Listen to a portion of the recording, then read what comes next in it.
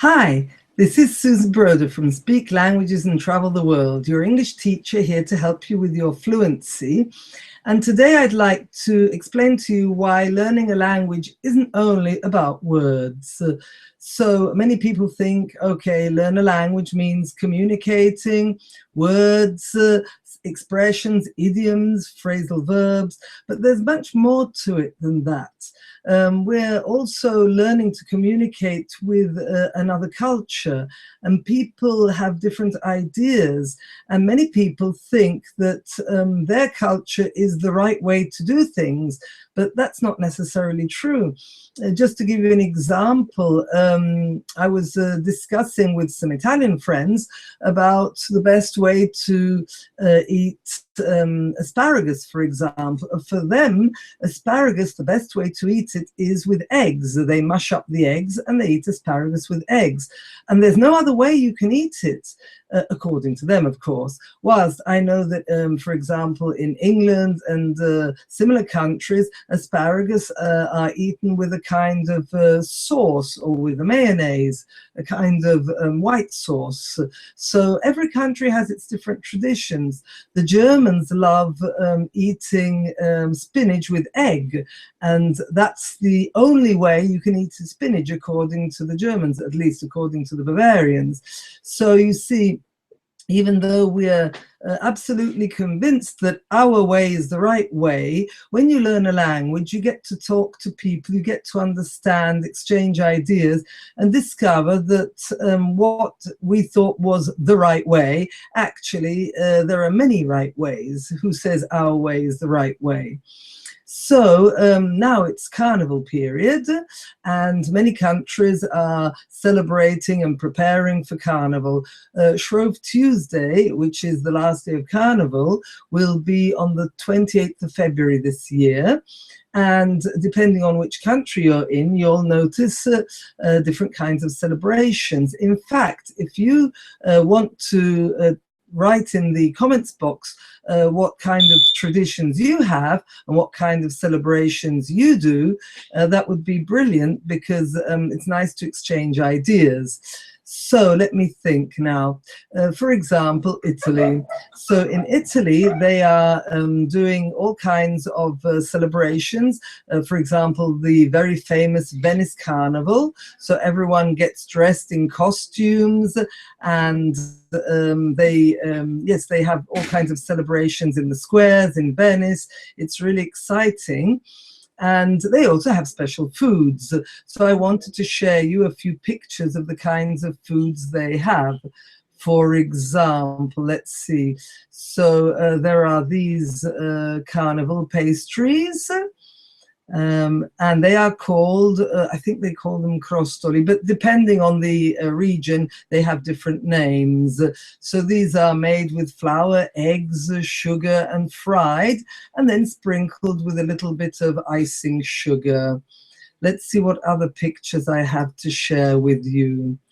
Yes, so this is another kind of dessert, and it's with it's fried with inside either jam or a cream, or they also put in chocolate nowadays, but that's not so traditional. So, and then they are covered in icing sugar again. Then let's see what else there is. Because they do have a lot of desserts. I only have a few pictures. Yes, I never tried this dessert, but I think it contains jam, and again, it's fried. Now, I was told that the origin of finishing up all these ingredients was because then there's Lent. Ash Wednesday is the beginning of Lent, and so you're not supposed to eat so many delicious foods. You're supposed to try and I think repent, if I've understood correctly. So anything like eggs and flour and sugar should be finished up. And that's what I was told is the reason for all these different desserts being made in the period before Carnival. And so in Italy and in Venice, they go around wearing wonderful costumes. They also do the same in Germany. However, in Bavaria, Carnival actually starts on the 11th of November at 11 minutes past 11. And that's the time when the Carnival Prince and Princess, I think it's Prince and Princess or King and Queen, are, so to speak, elected. And they will represent, each town has their own Carnival King and Queen, and they will then represent the Carnival, and they'll be on the floats.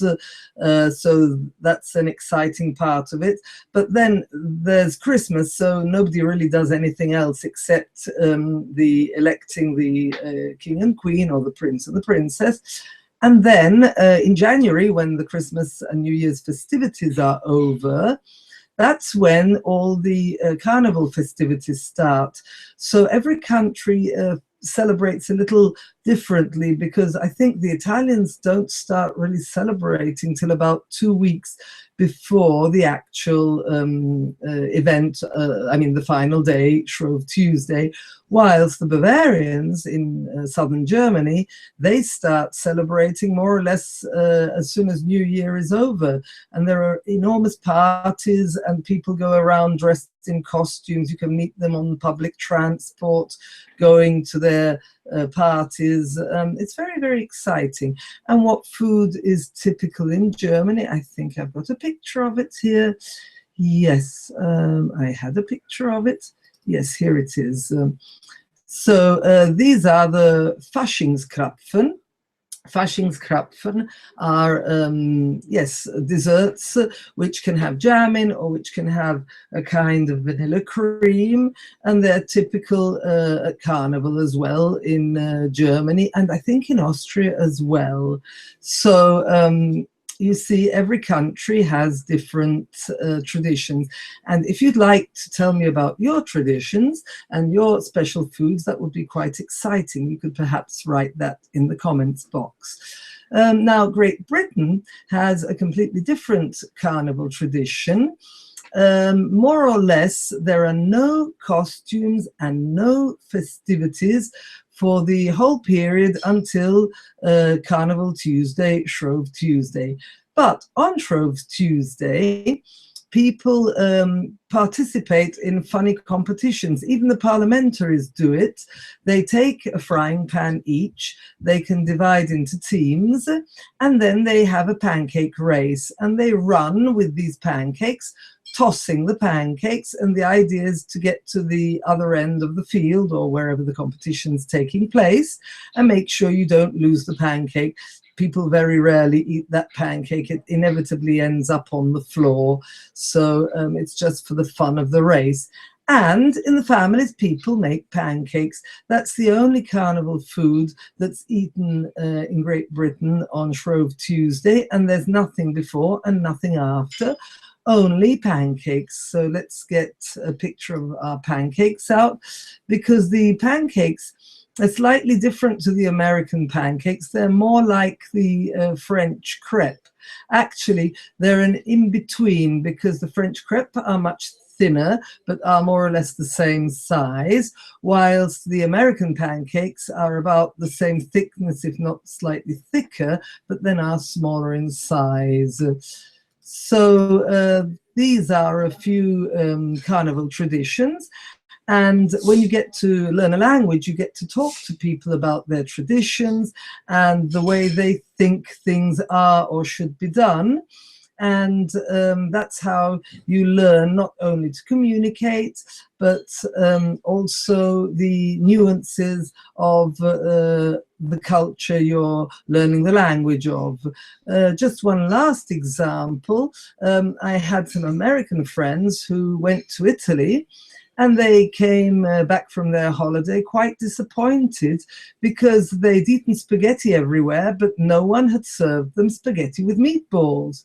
And they were wondering why this was. So we went to check it out, and it turns out that spaghetti with meatballs is only made in Sicily traditionally, and the rest of Italy doesn't really eat spaghetti with meatballs.